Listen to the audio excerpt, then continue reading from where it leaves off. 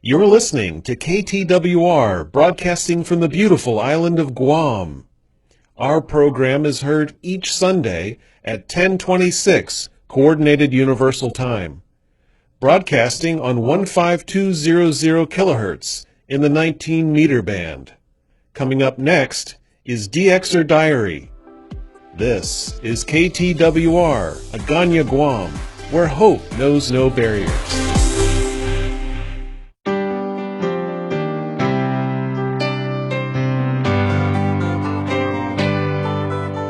Friends, welcome to Dxers Diary, the 5-minute weekly show produced and presented for Transworld Radio by Arun Kumar Narasimhan from Chennai in India. This 5-minute show is designed in such a way that it would help radio hobbyists, Dxers, and those who want to know more about the hobby of listening to shortwave and medium wave radios. As you all know, that sunspot, solar flares, and sunstorms play a significant role in radio broadcasting and listening. The solar storms and solar flares can either affect radio broadcasts or can help boost the signals. Considering this, we have been providing information about these in our show for listeners regularly. The sunspot number this week is 14.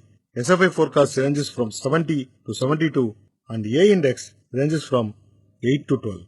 Every week you have been listening to the history of a radio station across the world. This week we will bring you the history of Mayak Radio from Russia. The radio station's website reads as follows. Mayak is the oldest and most authoritative state information and music station of radio round-the-clock broadcasting.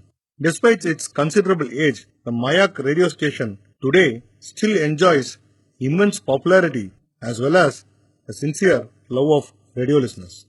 For many years, Mayak was the only operational means of informing the population about the most important events in Russia.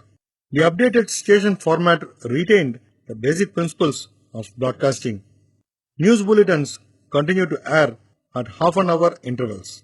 The rest of the time is occupied by educational programs on all the same important and relevant topics and are conducted in a simple and understandable language for their listeners.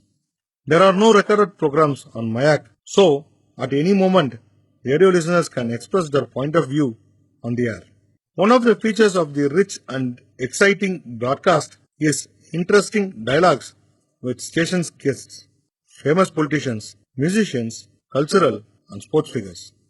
The musical format of the station is based on the principle of the best songs of the last 20 years. The first broadcast of Mayak Radio took place in the studio on Pyatnitskaya on August 1, 1964. The original format of the station was news broadcasts every half an hour and music programs. The melody Moscow Nights was chosen as a signature tune. For more information, listeners can check Radio Mayak's website www.radiomayak.ru. I repeat, it's www.radiomayak.ru.